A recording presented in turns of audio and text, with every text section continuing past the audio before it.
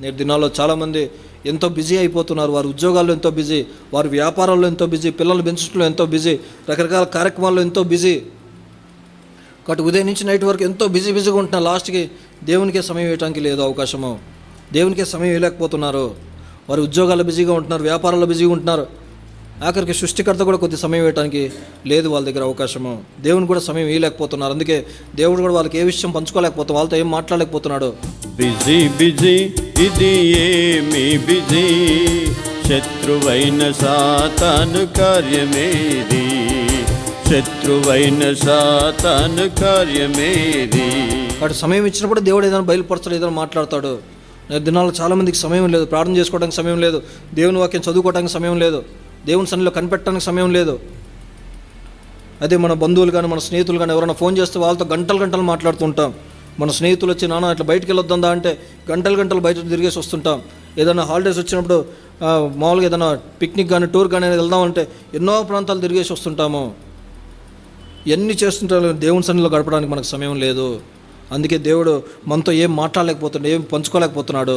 ప్రార్థన చేయుటకు సమయము లేదు, ప్రార్థన చేయుటకు సమయము లేదు, బైబిల్ చదువుటకు తీరిక లేదు, బైబిల్ చదువుటకు తీరిక లేదు, స్వంత పనులలో ఎందుకింత బిజీ బిజీ, స్వంత పనులలో ఎందుకింత బిజీ బిజీ. కాబట్టి ఫోన్లో చూసుకుంట్లయితే మనం ఎవరైనా ఒక వ్యక్తికి ఫోన్ చేసినప్పుడు అవతల వ్యక్తి ఫోన్ లిఫ్ట్ చేస్తేనే మనం ఏదైనా మాట్లాడగలుగుతాము. అది రింగ్ అయితే అతను ఫోన్ ఎత్తనంతసేపు యువతల వ్యక్తి ఏది కూడా పంచుకోలేడు. అవతల వ్యక్తి ఫోన్ లిఫ్ట్ చేస్తేనే అతను మాట్లాడకూడదు. దేవుడు కూడా అనేక సార్లు మనతో మాట్లాడిన ఆశపడుతున్నాడు, కానీ ఏది మాట్లాడలేకపోతుంది. కారణం ఏంటంటే మనం ఎంతో బిజీగా ఉన్నాం. దేవుడు చేస్తున్నాడు, ఫోన్ లిఫ్ట్ చేయలేకపోతున్నాం. మనం ఎంత భయంకరమైన సంగతి. కాబట్టి జాగ్రత్తగా వెతకాలని దేవుని వాక్యం సెలవు, పూర్ణ మనసుతో వెతకాలని చెప్పి దేవుని వాక్యం సెలవిస్తుంది. మనం చూసుకుంటే ఏదైనా మంచి ఫ్రూట్స్ కావాలంటే ఫ్రూట్స్ ఎక్కడ దొరుకుతాయని చెప్పేసి వెతుక్కుంటూ వెళ్ళిపోతాం. ఏదైనా కూరగాయలు కావాల్సి ఉంటే కూరగాయలు ఎక్కడ మంచి శ్రేష్టమైన దొరుకుతాయని వెతుక్కుంటూ వెళ్ళిపోతాం. పిల్లలకి ఏదైనా ఆరోగ్యం బాగాలేకపోతే వైద్యం కావాలంటే ఎక్కడ మంచి హాస్పిటల్స్లో మంచి డాక్టర్స్ ఉన్నారు, నిపుణులు ఉన్నారు, ఎక్కడ మంచి వైద్యం దొరుకుతా వెతుక్కుంటూ వెళ్ళిపోతాం. పిల్లల్ని స్కూల్లో జాయిన్ చేయాలంటే ఎక్కడ మంచి స్కూల్స్ దొరుకుతాయి, ఎక్కడ పిల్లలకి మంచి ర్యాంక్స్ వస్తున్నాయి, అన్నీ ఎంక్వైరీ చేసి మరీ స్కూల్స్లో కాలేజెస్లో జాయిన్ చేస్తాం. అయితే దేవుని దగ్గరికి వచ్చేసరికి అంత శ్రేష్టమైన సమయం మనం దేవునికి ఇవ్వము. కాబట్టి లోకంలో భౌతిక సంబంధమైన పనులు ఏదో ఈ భూమి మీద బతికే ఒక 50-60 సంవత్సరాలకి అంత శ్రద్ధ ఉంటే నిత్యజీవం అంతా కూడా దేవునితో ఉండాలి. నిత్యత్వం అంతా దానికి మనం ఎక్కువ విలువ ఇవ్వాలి. కానీ నేటి దినాల్లో తల్లిదండ్రులు ఆ రకంగా ఉండలేకపోతున్నారు, పిల్లలు కూడా ఆ రకంగా ఉండలేకపోతున్నారు. కాబట్టి రాత్రికాల సమయం అయితే చాలు పిల్లలు వాళ్ళిద్దరు ఫోన్లు పట్టుకొని వాళ్ళొక రూమ్లోకి వెళ్ళిపోతారు, తల్లి ఫోన్ పట్టుకొని ఆమె రూమ్లోకి వెళ్ళిపోతుంది, తండ్రి ఫోన్ పట్టుకొని ఆయన ఒక రూమ్లోకి వెళ్ళిపోతుంటారు. కాబట్టి ఒక కుటుంబ ప్రార్థన లేదు, వ్యక్తిగతంగా ఏం మాట్లాడుకోరు, ఒకరి విషయాలు ఒకరు పంచుకోరు, ఒకరి ఆత్మీయ స్థితి ఎలా ఉందో ఏం పంచుకోలేరు.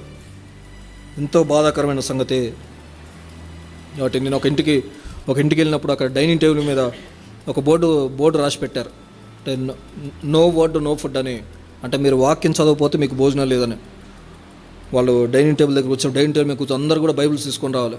బైబిల్ తీసుకొని వచ్చిన తర్వాత తల్లిదండ్రులు అంటారు, యారా ఈరోజు ఏం చదివారు నువ్వు వాక్యం అని చెప్తే ఆ కుమారుడు చెప్తాడు, నాన్న ఇది చదివాను నేను, దాంట్లో నీకు ఏమర్థమైందిరా అని చెప్తాడు. మరి తర్వాత పాపనాడు, అమ్మ నువ్వేం చదివావు వాక్యం అంటే, నాన్న ఇది చదివాను నేను అంటే, ఏమర్థమైందమ్మా నీకు అని.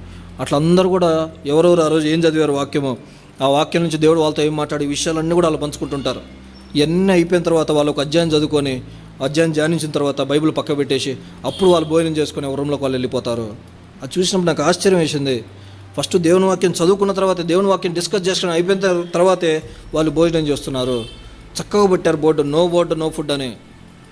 ఇంకా పిల్లలు కూడా డైరెక్ట్ అమ్మ భోజనం కావాలని చెప్పి రావట్లేదు, వాళ్ళు డైరెక్ట్ బైబిల్ తీసుకుని వచ్చి డైనింగ్ టేబుల్ మీద కూర్చుంటున్నారు.